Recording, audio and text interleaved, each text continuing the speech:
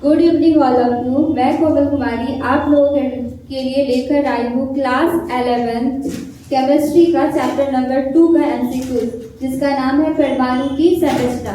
इसका question number 1 दिया हुआ है, इलेक्ट्रॉन की खोज किसने की।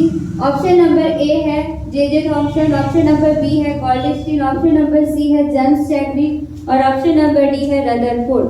तो इलेक्ट्रॉन की खोज किसने की, तो आंसर होगा मेरा जे थॉम्सन। इसके बाद क्वेश्चन नंबर 2 है, इलेक्ट्रॉन का सापेक्ष आवेश कितना होता है।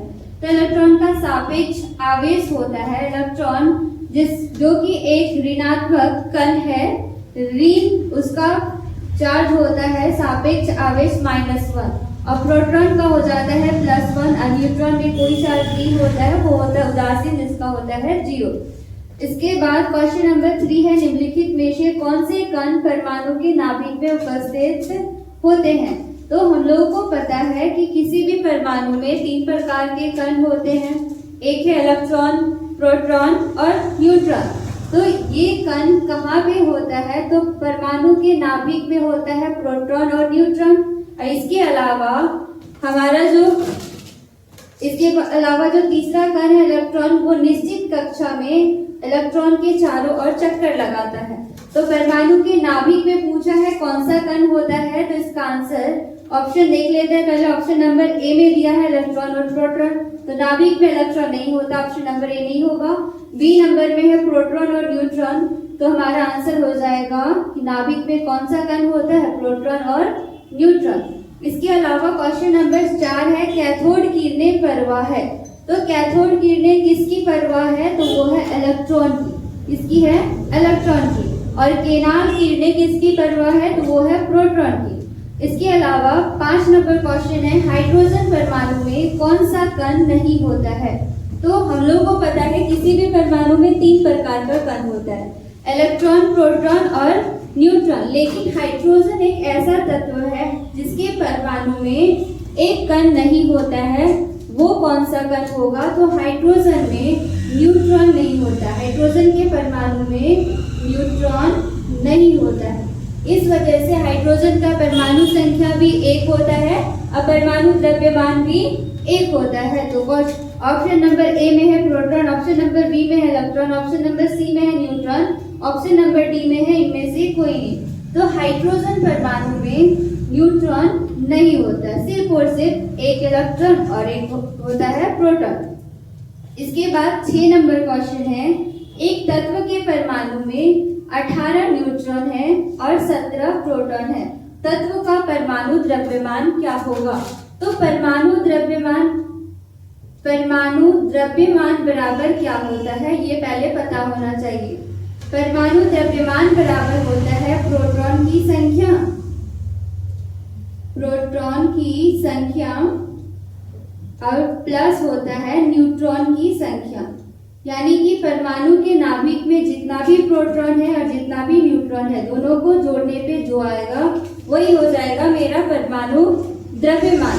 तो यहाँ पे दिया हुआ क्वेश्चन में कि परमाणु में 18 न्यूट्रॉन है, तो न्यूट्रॉन की संख्या दे दिया 18 और प्रोटॉन की संख्या दिया हुआ 17, तो इसका परमाणु द्रव्यमान क्या होगा, तो बस दोनों को ऐड करना है। प्रोटॉन की संख्या 17 और न्यूट्रॉन की संख्या है 18, तो 17 और 18 कितना हो जाएगा, 35। तो परमाणु द्रव्यमान मेरा आ जाएगा 35।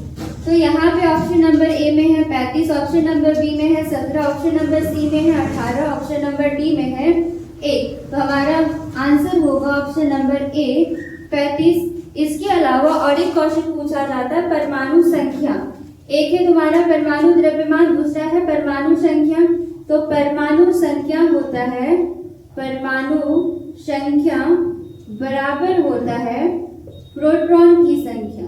यानी किसी भी परमाणु में जितना भी प्रोटॉन है, प्रोटॉन की संख्या को ही हम लोग बोलते हैं परमाणु संख्या। तो यहाँ पे हम लोगों को पूछा गया है परमाणु द्रव्यमान।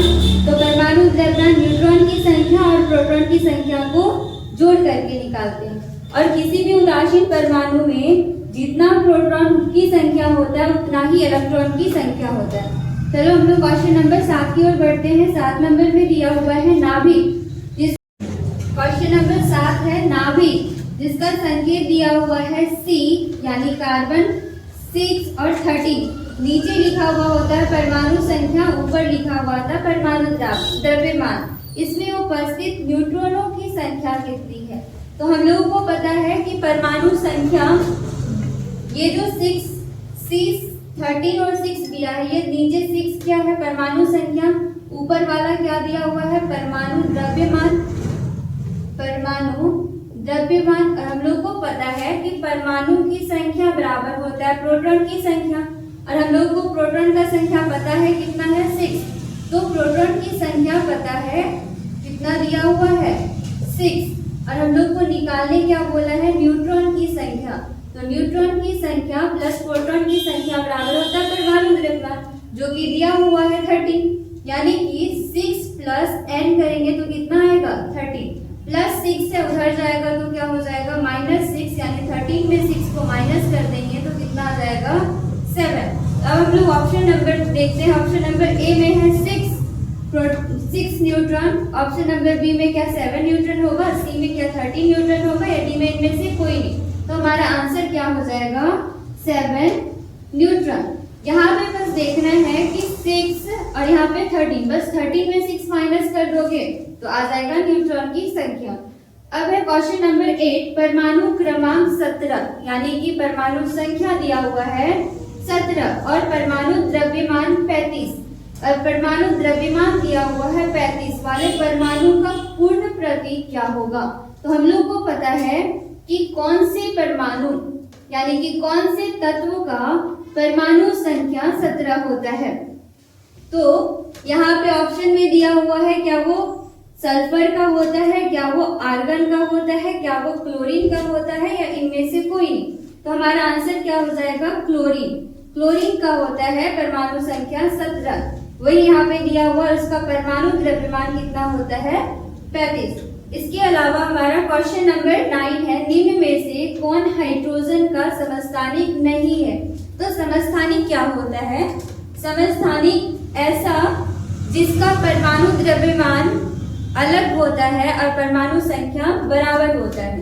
तो हाइड्रोजन का 3 समस्थानिक होता है। एक होता है तुम्हारा प्रोटियम, दूसरा होता है ड्यूटेरियम, तीसरा होता है ट्रिटियम। यानी कि प्रोटियम, जिसको कि हाइड्रोजन बोलते हैं हम लोग सिंपली, इसका संकेत होता है H, परमाणु संख्या 1 होता है, द्रव्यमान संख्या भी इसका 1 होता है। दूसरा है ड्यूटेरियम, जिसको कि D से लिखते हैं, इसका परमाणु संख्या 1 लेकिन द्रव्यमान संख्या 2 होता है। तीसरा समस्थानिक है ट्राइटियम, जिसको T से लिखते हैं, इसका परमाणु संख्या 1 होता है लेकिन परमाणु द्रव्यमान 3 होता है। तो हाइड्रोजन का 3 समस्थानिक है, जिसका नाम आप लोगों को याद होना चाहिए। पहला है प्रोटियम, जिसको हम लोग हाइड्रोजन बोलते हैं, दूसरा है ड्यूटेरियम, तीसरा है ट्राइटियम। तो चौथा यहाँ पे पूछा गया कौन सा समस्थानिक नहीं है, तो हमारा आंसर हो जाएगा डी, एक्टिनियम। इसके अलावा हमारा 10 नंबर का क्वेश्चन है कैल्शियम 2+।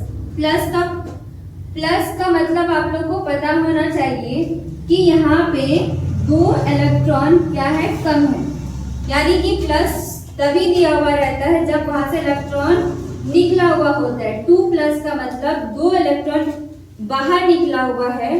तो हम लोग को पता है कि कैल्शियम का परमाणु संख्या कितना होता है? 20। अब परमाणु संख्या बराबर होता है प्रोटॉन की संख्या, तो इसमें प्रोटॉन की संख्या कितना हो जाएगा? 20। अब किसी भी उदासीन परमाणु में अगर सिर्फ कैल्शियम में देखें तो इसमें प्रोटॉन हो जाएगा 20 और इलेक्ट्रॉन हो जाएगा 20। लेकिन यहाँ पे आयनिक है, यानी कि यहाँ से 2 इलेक्ट्रॉन इन्होंने किसी को दिया हुआ है, 2 इलेक्ट्रॉन यहाँ से निकला हुआ है, तो यहाँ पे प्रोटॉन की संख्या 20 तो होगा, लेकिन इलेक्ट्रॉन की संख्या यहाँ पे 2 निकला हुआ इलेक्ट्रॉन है, तो यहाँ पे हो जाएगा 18। तो यहाँ पे पूछा गया है कि Ca2+ आयन किसके साथ सम इलेक्ट्रॉनिक है, यानी कि इसके समान इलेक्ट्रॉन की संख्या किस में है दिया हुआ। ऑप्शन नंबर ए में है मैग्नीशियम 2+, ऑप्शन नंबर बी में है sodium Na+, option number C में है आर्गन यानी कि Ar, ऑप्शन नंबर डी में है एल्युमिनियम 3+ यानी Al3+।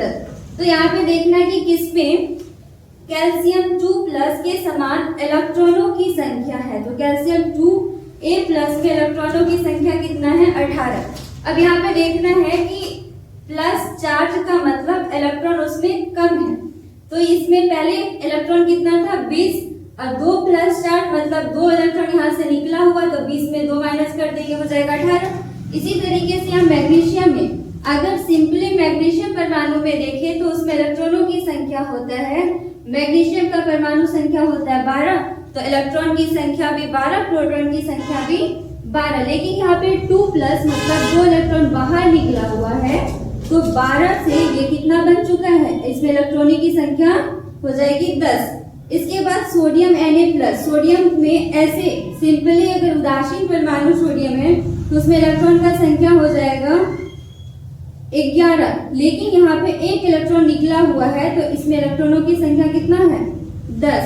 और आर्गन, यहाँ पे कोई प्लस माइनस चार्ज नहीं है, तो आर्गन का परमाणु संख्या होता है 18, तो प्रोटॉन का संख्या भी 18 और इलेक्ट्रॉन की संख्या भी हो जाएगी 18। इसी तरीके से एल्युमिनियम अगर सिंपली देखें तो एल्युमिनियम का परमाणु संख्या होता है 13, इसमें इलेक्ट्रॉन की संख्या भी हो जाएगी 13 और प्रोटॉन की संख्या भी हो जाएगी 13। लेकिन यहाँ पे 3+ है, इसका मतलब है 3 इलेक्ट्रॉन यहाँ से बाहर निकला हुआ है, तो पहले था 13 तो उसमें से 3 निकाल देंगे तो कितना बच जाएगा, तो 10 इलेक्ट्रॉन। तो यहाँ पे हम लोगों को सवाल में पूछा गया कैल्शियम 2A+ में आयन किसके साथ सम इलेक्ट्रॉनिक है, तो Ca2+ में कितना इलेक्ट्रॉन था, तो 18। तो 18 कौन से ऑप्शन में आ रहा है 18, तो हमारा आंसर हो जाएगा ऑप्शन नंबर सी, सम इलेक्ट्रॉनिक मतलब इलेक्ट्रॉनों की संख्या समान।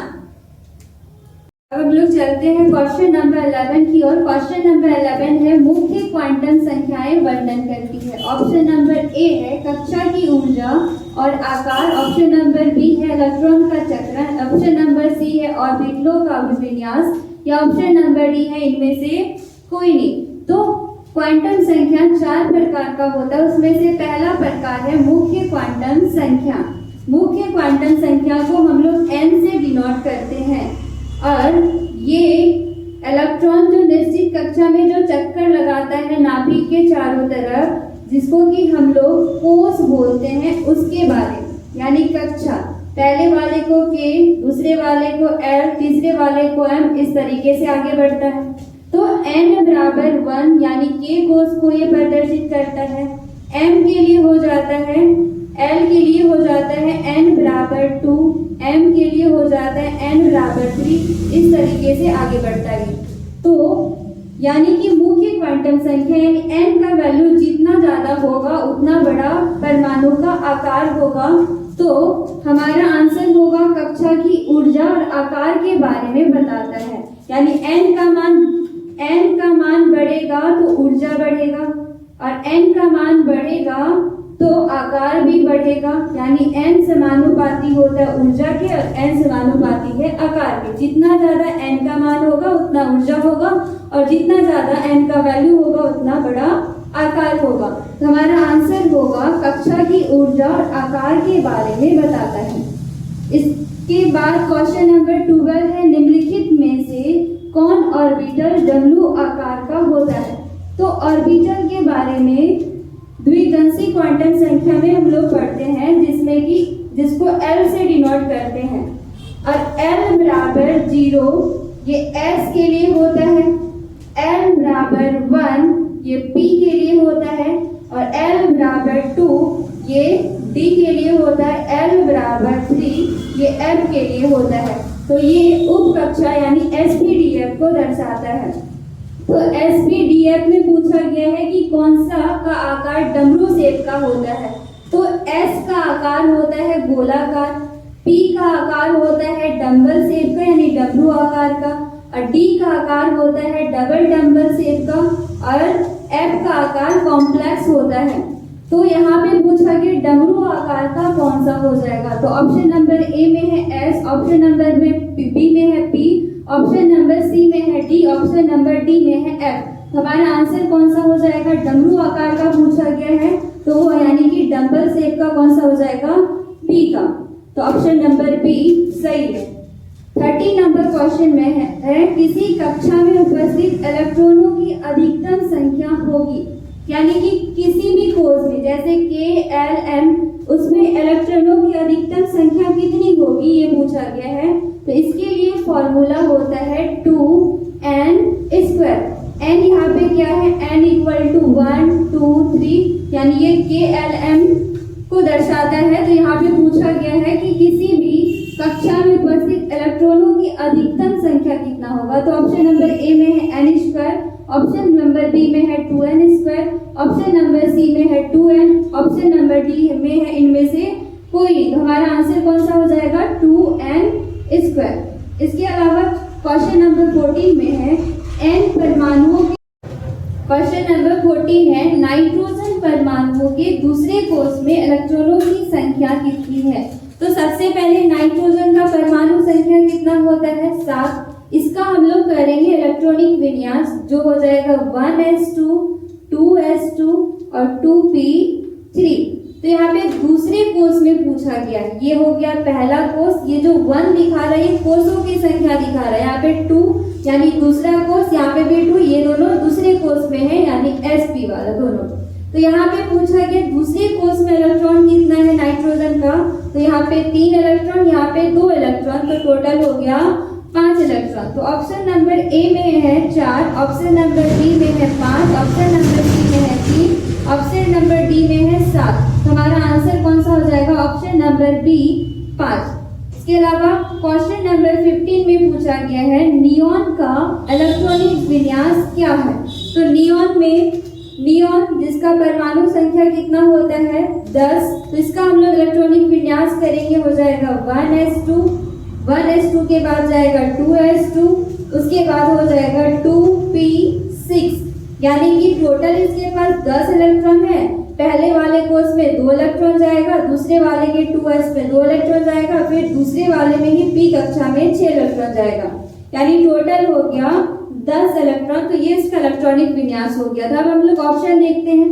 ऑप्शन नंबर ए में दिया है 1s2 2s2 2p3, यहाँ पे तो 3 2 5 5 2 7 इलेक्ट्रॉन ही है, लेकिन नियॉन में 10 इलेक्ट्रॉन होता है, ये नहीं होगा। ऑप्शन नंबर बी में है 1s2 2s2 2p4, तो यहाँ पे इलेक्ट्रॉन देख लो, इससे भी हो सकता है 4 2 6 6 2 8, तो 8 इलेक्ट्रॉन तो नियॉन में नहीं होता है।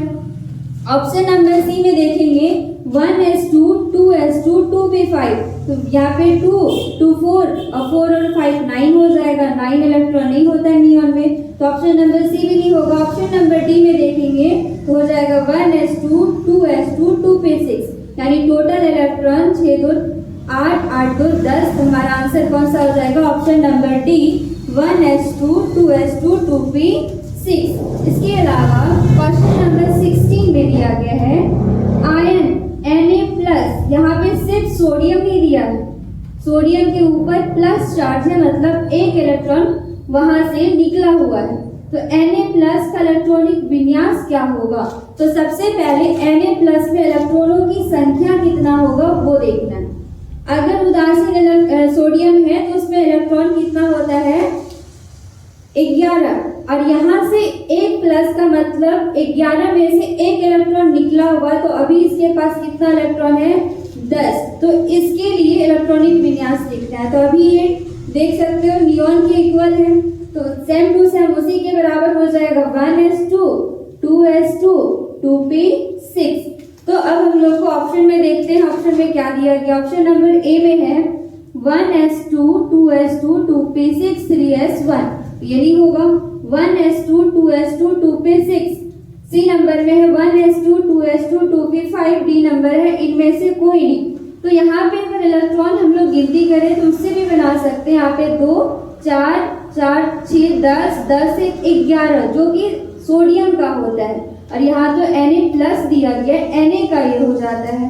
तो हमारा आंसर कौन सा हो जाएगा 1s2 2s2 2p6, यानी 6 2 8 8 2 10, क्योंकि अभी Na+ पे 10 इलेक्ट्रॉन है। अब हम लोग चलते हैं क्वेश्चन नंबर 17 की ओर। क्वेश्चन नंबर 17 में बोला है n = 4, यानी मुख्य क्वांटम संख्या क्या दे दिया है 4 से संबंधित कितने उपकोष हैं। उपकोष यानी कि द्विगंशी क्वांटम संख्या पूछा गया, उसमें कितना उपकोष होगा। तो उसके लिए हम लोग n बराबर कितना दिया हुआ है 4। तो जब उपकोषों की संख्या पूछा जाए, उपकोषों की संख्या यानी सबसे पूछा जाए, तो उसका फॉर्मूला होता है 0 से n-1 तक, 0 से n-1 तक। तो 0 n का मान है 4 में 1 घटा देंगे तो हो जाएगा 3, यानी 0 से 3 तक कौन कौन सा हो जाएगा 0, 1, 2, 3। तो कितना हो गया टोटल उपकोष 4। तो यहाँ पे देखना ऑप्शन में क्या दिया गया। ऑप्शन नंबर ए में है 1, ऑप्शन नंबर बी में है 2, ऑप्शन नंबर सी में है 3, ऑप्शन नंबर डी में है 4। हमारा आंसर कौन सा हो जाएगा ऑप्शन नंबर डी 4। यहाँ पे 18 नंबर में देखते हैं L बराबर 3 और N बराबर 4 के लिए कितने उपकक्षक में इलेक्ट्रॉनों की अधिकतम संख्याएं हैं।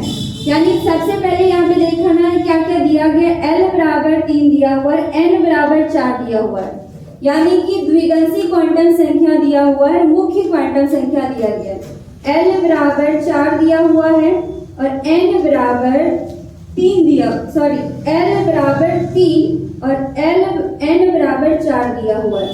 तो सबसे पहले N जो होता है, जो इलेक्ट्रॉनिक विन्यास करते हैं, जो कक्षा को दिखाता है कि कौन सा कक्षा में है, तो वो आगे वाले संख्या को दिखाता है। तो यहाँ पे N बराबर 4 दिया हुआ है, तो पहले आगे 4 लिख लेते हैं। L बराबर 3 का मतलब क्या हुआ ये देखना है यहाँ पे। तो L बराबर 3, L का मान 0 होता है तो वो होता है S, L का मान 1 होता है तो वो होता है P,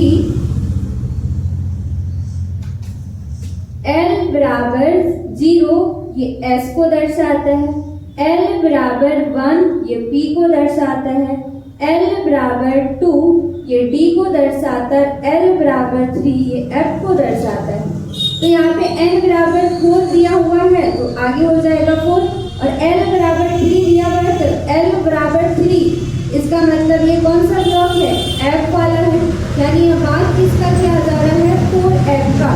और क्वेश्चन क्या पूछा है कि उपकक्षा में इलेक्ट्रॉनों की अधिकतम संख्या कितनी होगी। तो आप लोग को पता होना चाहिए कि S में अधिकतम 2 इलेक्ट्रॉन आएगा, P में अधिकतम 6 इलेक्ट्रॉन आएगा, D में अधिकतम 10 इलेक्ट्रॉन आएगा और F में अधिकतम 14 इलेक्ट्रॉन आएगा। तो यहाँ पे 4F वाला ब्लॉक है, तो यहाँ पे अधिकतम कितना इलेक्ट्रॉन हो जाएगा 14। तो ऑप्शन नंबर ए में है 14, ऑप्शन नंबर बी में है 16, ऑप्शन नंबर सी में है 10, ऑप्शन नंबर डी में है 12। हमारा आंसर कौन सा हो जाएगा ऑप्शन नंबर ए 14। अब 19 नंबर क्वेश्चन दिया गया है क्वांटम संख्या n बराबर 3 और l बराबर 0 प्रदर्शित करता है। कौन सा कक्षा को प्रदर्शित कर रहा, कौन सा कक्षी को प्रदर्शित कर रहा। ऑप्शन नंबर ए में है 3p, ऑप्शन नंबर बी में है 3s, ऑप्शन नंबर सी में है 3d, ऑप्शन नंबर डी में है 4s। तो अभी आप लोगों को बताइए कि n बराबर 3 और l बराबर 0, n इक्वल टू दिया हुआ है 3 और l इक्वल टू दिया हुआ है 0। ये 3 आगे वाले नंबर को प्रदर्शित करता है यानी कक्षा को। इसके बाद l बराबर 0, l बराबर 0 ये किसके लिए होता है s के लिए, तो यानी कि ये किसको प्रदर्शित कर रहा है 3s को। तो हमारा आंसर कौन सा हो जाएगा option number B 3s। Question number 20 में दिया हुआ है किसी परमाणु में किन्हीं 2 इलेक्ट्रॉनों के लिए चारों क्वांटम संख्याएं समान नहीं हो सकती है। ये कौन सा नियम कहता है। पहला नंबर है कुंड का नियम, दूसरा नंबर ऑप्शन है बी नंबर ऑफ बाउ का नियम, ऑप्शन नंबर सी है पाउली का अपवर्जन सिद्धांत, ऑप्शन नंबर डी है इनमें से कोई नहीं। तो किसी भी परमाणु में किन्हीं भी 2 इलेक्ट्रॉन के लिए चारों क्वांटम संख्या बराबर नहीं हो सकती है। इसको हम लोग एग्जाम्पल से समझते हैं, उसके बाद इसका आंसर हम लोग करेंगे। तो एक कोई भी परमाणु ले लेते हैं, जैसे यहाँ पे लिथियम ही ले लेते हैं। लिथियम का परमाणु संख्या कितना होता है 3। इसका इलेक्ट्रॉनिक विन्यास करें तो हो जाएगा 1s2 2s1। अब यहाँ पे चारों क्वांटम संख्या का मान लिखना है, तो मुख्य क्वांटम संख्या को n से डिनोट करते हैं। तो यहाँ पे पहले वाले कक्षा में 2 इलेक्ट्रॉन है, दूसरे वाले कक्षा में 1 इलेक्ट्रॉन है। तो पहला इलेक्ट्रॉन के लिए देखते हैं। फर्स्ट इलेक्ट्रॉन के लिए अगर हम लोग देखें तो n का मान यानी कौन सी कक्षा में है तो 1। इसके बाद l यानी द्विगंशी क्वांटम संख्या होता है। l का मान देखें तो ये s के लिए l का वैल्यू होता है 0। इसके बाद चुंबकीय क्वांटम संख्या देखिए m बराबर तो ये होता है -l से +l तक। तो यानी कि -0 से +0 तक, तो -0 + 0 होता नहीं, जिसके लिए भी हो जाएगा 0। इसके बाद होता है चक्रण क्वांटम संख्या, जिसको हम लोग s से डिनोट करते हैं। s बराबर यानी कि जो इलेक्ट्रॉन है वो क्लॉकवाइज है या एंटी क्लॉकवाइज है। तो इसके लिए अगर हम लोग बनाए यहाँ पे तो s के लिए एक ब्लॉक होता है, यहाँ पे 2 इलेक्ट्रॉन है तो एक क्लॉकवाइज हो जाएगा, एक एंटी क्लॉकवाइज हो जाएगा। क्लॉकवाइज के लिए वैल्यू होता है +1/2 और एंटी क्लॉकवाइज के लिए होता है -1/2। यानी स्पिन क्वांटम संख्या के लिए 2 ही नंबर है, +1/2 -1/2। यानी ये सिर्फ दिशा को प्रदर्शित करता है कि वो क्लॉकवाइज है या एंटी क्लॉकवाइज है। तो यहाँ पे पहले वाले इलेक्ट्रॉन के लिए देख रहे हैं, जिसका लिए हो जाएगा +1/2। अब यही चीज हम लोग सेकेंड इलेक्ट्रॉन के लिए देखें। सेकेंड इलेक्ट्रॉन के लिए देखें तो सेकेंड इलेक्ट्रॉन के लिए n का मान तो 1 है। इसके l का वैल्यू देखें तो l का भी 0 है। m का देखें तो m का भी हो जाएगा -l से +l तक, तो यहाँ पे 0 ही है। और s का वैल्यू देखें तो यहाँ पे हो जाएगा -1/2। तो चारों क्वांटम संख्या इक्वल नहीं आ रहा, 3 तो आ रहा है, यहाँ पे 3 इक्वल है। लेकिन चौथा स्पिन क्वांटम संख्या देखें तो +1/2 हो जा रहा है, यहाँ पे -1/2 हो जा रहा है। इसी तरीके से तीसरा वाला इलेक्ट्रॉन के लिए भी देखेंगे तो वो भी इक्वल नहीं आएगा। तो ये सिद्धांत जो दिया था, इस सिद्धांत का नाम है पाउली का अपवर्जन सिद्धांत, जिन्होंने कहा था कि किन्हीं भी 2 इलेक्ट्रॉनों के लिए किसी भी परमाणु में चारों क्वांटम संख्या समान नहीं हो सकती है। तो आप लोगों को समझ में आ गया होगा। ये था